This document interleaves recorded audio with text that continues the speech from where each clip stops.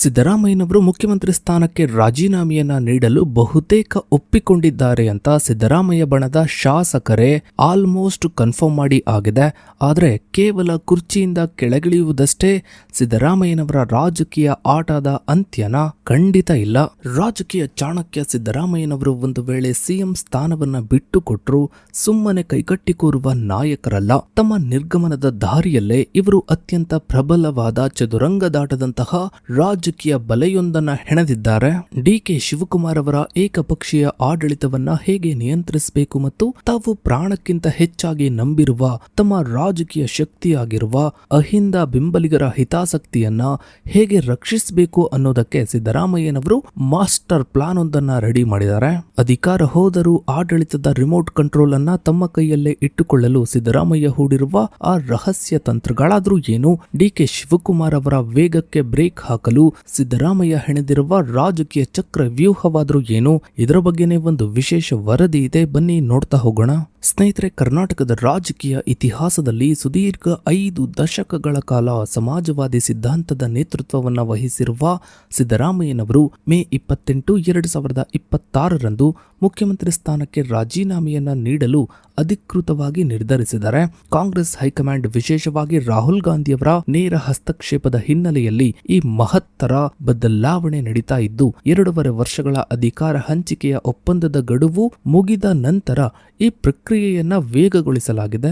ಆದ್ರೂ ಈ ನಿರ್ಗಮನವು ಕೇವಲ ರಾಜಕೀಯ ಶರಣಾಗತಿಯಲ್ಲ, ಬದಲಿಗೆ ಡಿಕೆ ಶಿವಕುಮಾರ್ ಅವರ ಸಂಭಾವ್ಯ ಏಕಪಕ್ಷೀಯ ಆಡಳಿತ ಶೈಲಿಗೆ ಕಡಿವಾಣ ಹಾಕುವ ಮತ್ತು ತಮ್ಮ ಅಹಿಂದ ಮತ ಬ್ಯಾಂಕ್ನ ಹಿತಾಸಕ್ತಿಗಳನ್ನು ರಕ್ಷಿಸುವ ಬೃಹತ್ ರಕ್ಷಣಾತ್ಮಕ ವ್ಯೂಹ ರಚನೆಯಾಗಿದೆ.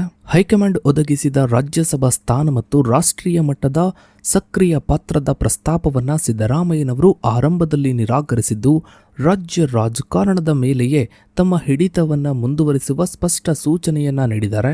ಸ್ನೇಹಿತರೆ, ಮುಖ್ಯಮಂತ್ರಿ ಸ್ಥಾನದಿಂದ ಕೆಳಗಿಳಿಯಲು ಕೇವಲ 24 ಗಂಟೆಗಳು ಬಾಕಿ ಇರುವಾಗ ಅಂದ್ರೆ ಮೇ 27ರಂದು ಸಿದ್ದರಾಮಯ್ಯನವರು ರಾಜ್ಯ ಹಿಂದುಳಿದ ವರ್ಗಗಳ ಆಯೋಗದ ಸಮಾಜೋ ಆರ್ಥಿಕ ಮತ್ತು ಶೈಕ್ಷಣಿಕ ಸಮೀಕ್ಷೆಯ ಜಾತಿವಾರು ಜನಗಣತಿ ವರದಿಯನ್ನ ಸ್ವೀಕರಿಸಿದ್ರು. ಈ ಆತುರದ ಸ್ವೀಕಾರ ಪ್ರಕ್ರಿಯೆಯು ಆಡಳಿತಾತ್ಮಕ ನಿರ್ಧಾರಕ್ಕಿಂತ ಹೆಚ್ಚಾಗಿ ಡಿಕೆ ಶಿವಕುಮಾರ್ ಅವರಿಗೆ ಇಟ್ಟ ಬಲವಾದ ರಾಜಕೀಯ ಚೆಕ್ಮೇಟ್ ಆಗಿದೆ. 2025ರಲ್ಲಿ ಸುಮಾರು 635 ಕೋಟಿ ವೆಚ್ಚದಲ್ಲಿ ನಡೆಸಲಾದ ಈ ಬೃಹತ್ ಸಮೀಕ್ಷೆಯು ರಾಜ್ಯದ ಒಟ್ಟು 6.26 ಕೋಟಿ ಜನಸಂಖ್ಯೆಯ ಪೈಕಿ 5.9 ಕೋಟಿ ಜನರನ್ನ ಒಳಗೊಂಡಿದ್ದು 54 ಪ್ರಶ್ನೆಗಳ ಆಧಾರದ ಮೇಲೆ ಸಿದ್ಧಪಡಿಸಲಾಗಿದೆ.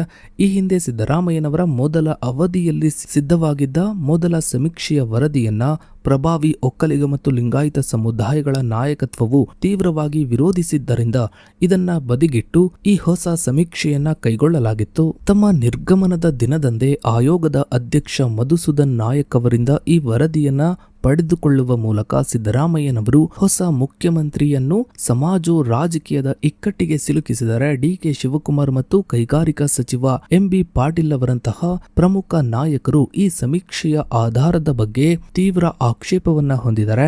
ಡಿಕೆ ಶಿವಕುಮಾರ್ ಅವರು ಅಧಿಕಾರ ವಹಿಸಿಕೊಂಡ ನಂತರ ಈ ವರದಿಯ ಶಿಫಾರಸುಗಳನ್ನ ಜಾರಿಗೆ ತಂದ್ರೆ ಇವರು ಸ್ವತಃ ಒಕ್ಕಲಿಗ ಸಮುದಾಯ ಹಾಗೂ ಪ್ರಬಲ ಲಿಂಗಾಯತ ಸಮುದಾಯಗಳು ಸರ್ಕಾರದ ವಿರುದ್ಧ ತಿರುಗಿ ಬೀಳುವುದು ಖಚಿತ. ಒಂದು ವೇಳೆ ಈ ವರದಿಯನ್ನ ಕಡೆಗಣಿಸಿದ್ರೆ ಅಥವಾ ವಿಳಂಬಗೊಳಿಸಿದರೆ ಶೋಷಿತ ಸಮುದಾಯಗಳು ಮತ್ತು ಕಾಂಗ್ರೆಸ್ನ ಮೂಲ ಅಹಿಂದ ಬೆಂಬಲಿಗರು ತೀವ್ರ ಆಕ್ರೋಶವನ್ನ ವ್ಯಕ್ತಪಡಿಸಲಿದ್ದಾರೆ. ಈ ಮೂಲಕ ಜಾತಿವಾರು ಜನಗಣತಿಯ ಅನುಷ್ಠಾನದ ಹೊಣೆಯನ್ನ ಸಂಪೂರ್ಣವಾಗಿ ಡಿಕೆ ಶಿವಕುಮಾರ್ ಹೆಗಲಿಗೆ ಏರಿಸಿ ತಮ್ಮ ಅಹಿಂದ ಬದ್ಧತೆಯನ್ನ ಸಿದ್ದರಾಮಯ್ಯನವರು ಸಾಬೀತುಪಡಿಸಿಕೊಂಡಿದ್ದಾರೆ. ಇನ್ನು ಸ್ನೇಹಿತರೆ, ಡಿಕೆ ಶಿವಕುಮಾರ್ ಅವರ ಏಕಪಕ್ಷೀಯ ಆಡಳಿತ ಶೈಲಿಗೆ ಮೂಗುದಾರವನ್ನ ತೊಡಿಸಲು ಸಿದ್ದರಾಮಯ್ಯ ಬಣವು ಹೈಕಮಾಂಡ್ ಮುಂದೆ ಬಲವಾದ ಬೇಡಿಕೆಯೊಂದನ್ನ ಇಟ್ಟಿದೆ. ಡಿಕೆ ಶಿವಕುಮಾರ್ ಅವರ ನಾಯಕತ್ವದಲ್ಲಿ ಸರ್ಕಾರ ರಚನೆಯಾಗುವಾಗ ಒಬ್ಬರೇ ಉಪಮುಖ್ಯಮಂತ್ರಿ ಇರುವ ವ್ಯವಸ್ಥೆಯ ಬದಲಿಗೆ ಕನಿಷ್ಠ 2 ರಿಂದ 3 ಉಪಮುಖ್ಯಮಂತ್ರಿ ಹುದ್ದೆಯನ್ನು ಸೃಷ್ಟಿಸಬೇಕೆಂಬುದು ಸಿದ್ದರಾಮಯ್ಯನವರ ಕಡ್ಡಾಯ ಷರತ್ತಾಗಿದೆ. ಈ ಸೂತ್ರದ ಮೂಲಕ ಸಚಿವರ ಆಯ್ಕೆ ಮತ್ತು ಆಡಳಿತದ ಪ್ರಮುಖ ತೀರ್ಮಾನಗಳಲ್ಲಿ ಡಿಕೆ ಶಿವಕುಮಾರ್ ಅವರು ಸಂಪೂರ್ಣ ಸ್ವತಂತ್ರ ಹೊಂದದಂತೆ ಹೈಕಮಾಂಡ್ ಮಟ್ಟದಲ್ಲೂ ಒಪ್ಪಿಗೆಯನ್ನ ಪಡೆಯಲು ಸಿದ್ದರಾಮಯ್ಯ ಯಶಸ್ವಿಯಾಗಿದ್ದಾರೆ. ಈ ಉದ್ದೇಶಿತ ಹುದ್ದೆಗಳಲ್ಲಿ ಲಿಂಗಾಯತ ಸಮುದಾಯದ ಪ್ರಭಾವಿ ನಾಯಕ ಎಂಬಿ ಪಾಟೀಲ್ ಮತ್ತು ದಲಿತ ಸಮುದಾಯದ ಹಿರಿಯ ಮುಖಂಡರಾದ ಡಾಕ್ಟರ್ ಜಿ ಪರಮೇಶ್ವರ್ ಅವರ ಹೆಸರುಗಳನ್ನು ಸಿದ್ದರಾಮಯ್ಯ ಬಣವು ಮುಂಚೂಣಿಗೆ ತಂದಿದೆ. ಇದು ಕೇವಲ ಪ್ರಾತಿನಿಧ್ಯದ ಹಂಚಿಕೆಯಲ್ಲ, ಬದಲಿಗೆ ಡಿಕೆ ಶಿವಕುಮಾರ್ ಅವರ ನೇತೃತ್ವದ ಸಂಪುಟದಲ್ಲಿ ಅಹಿಂದ ಸಿದ್ಧಾಂತಕ್ಕೆ ಬದ್ಧರಾಗಿರುವ ಹಿರಿಯ ಸಚಿವರ ಮೂಲಕ ಅಧಿಕಾರದ ನಿಯಂತ್ರಣಗಳನ್ನು ಕಾಯ್ದುಕೊಳ್ಳುವಂತಹ ತಂತ್ರವಾಗಿದೆ. ಈ ಪ್ರಾತಿನಿಧ್ಯದ ಮೂಲಕ ಡಿಕೆ ಶಿವಕುಮಾರ್ ಯಾವುದೇ ಪ್ರಮುಖ ತೀರ್ಮಾನವನ್ನು ಏಕಪಕ್ಷೀಯವಾಗಿ ತೆಗೆದುಕೊಳ್ಳಲು ಸಾಧ್ಯವಾಗದಂತೆ ಆಡಳಿತಾತ್ಮಕ ಕೈಗಳನ್ನು ಕಟ್ಟಿಹಾಕಲು ಸಿದ್ದರಾಮಯ್ಯನವರ ಬಣವು ಯಶಸ್ವಿಯಾಗಿದೆ.